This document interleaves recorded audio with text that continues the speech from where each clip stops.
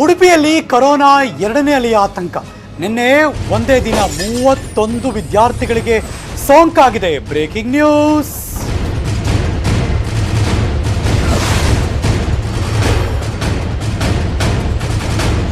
ನಿನ್ನೆ Manipal institute of technology MIT 31 ವಿದ್ಯಾರ್ಥಿಗಳಿಗೆ corona ಸೋಂಕು.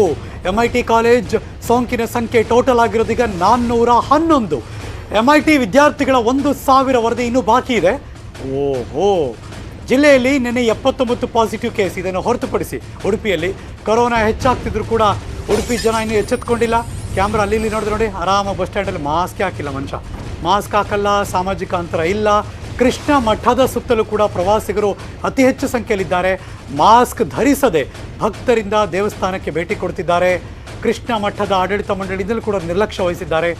DCA ಫೀಲ್ಡ್ಗಿಳಿದು ಫೈನ್ ಹಾಕೋಕ್ಕೆ ಶುರು ಮಾಡಿದ್ರು. ಆದರೂ ಡೋಂಟ್ ಕೇರ್. ಅರ್ಥ ಆಗಲ್ಲಪ್ಪ. ನಿಯಮ ಪಾಲಿಸದ ಅಂಗಡಿಗಳ ಲೈಸೆನ್ಸನ್ನು ರದ್ದು ಮಾಡೋದಕ್ಕೆ ಎಚ್ಚರಿಕೆ ಕೂಡ ಕೊಟ್ಟಿದ್ದಾರೆ.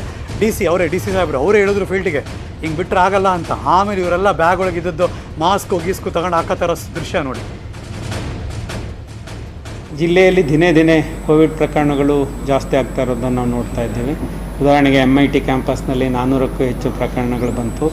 ಅದಾದಮೇಲೆ ಅಲ್ಲಲ್ಲಿ ಕೆಲವು ಪ್ರಕರಣಗಳು ಕಂಡು ಬರ್ತಾ ಇದೆ. ಹಾಗಾಗಿ ನಾನು ಸಾರ್ವಜನಿಕರಲ್ಲಿ ಮನವಿ ಮಾಡ್ತೇನೆ, ಹೋದ ವರ್ಷ ಈ ದಿನದಲ್ಲಿ ನಾವೆಲ್ಲ ಎಷ್ಟು ಕಟ್ಟುನಿಟ್ಟಾಗಿ ನಾವು ಕ್ರಮ ಜರುಗಿಸ್ತಾ ಇದ್ದೀವೋ ಅವೆಲ್ಲ ಕ್ರಮಗಳನ್ನು ಈಗಲೂ ಸಹ ಜರುಗಿಸ್ಬೇಕು ಅಂತ ನಾನು ಕೋರ್ತೇನೆ. ಹಾಗೆಯೇ ಈಗಿನ್ನು ನೆಕ್ಸ್ಟ್ ಕಪಲ್ ಆಫ್ ಡೇಸಲ್ಲಿ ಈಗ ಎಲ್ಲ ವಿದ್ಯಾರ್ಥಿಗಳಿಗೂ ಕೂಡ ಸ್ಯಾಂಪಲ್ ಕಲೆಕ್ಷನ್ ಮಾಡಿ ಟೆಸ್ಟಿಂಗ್ ಮಾಡಬೇಕಂತ ಹೇಳಿ ಮಾಡಿದ್ದಾರೆ. ಸೊ ಅದರ ಪ್ರಕಾರ ಈಗ ಅದು ಟೆಸ್ಟಿಂಗನ್ನು ಮಾಡ್ತಾರೆ. ಒಳಗಡೆ ಯಾರು ಹೋಗದೇ ಇರೋದ್ರಿಂದ ಅಲ್ಲಿ ಬೇಕಾದಂಥ ಒಂದು ಫೀವರ್ ಕ್ಲಿನಿಕನ್ನು ಒಳಗಡೆನೇ ಮಾಡಿದ್ದೀವಿ. ಇನ್ ಕೇಸ್ ಯಾರಾದರೂ ಸ್ಟೂಡೆಂಟ್ಗಳು ಸಡನ್ನಾಗಿ ಸಿಕ್ಕಾದರೆ ಅದನ್ನು ಫೀವರ್ ಕ್ಲಿನಿಕ್ಕಿಗೆ ಬಂದು ಅವರು ಟ್ರೀಟ್ಮೆಂಟನ್ನು ತಗೊಳ್ಬೋದು.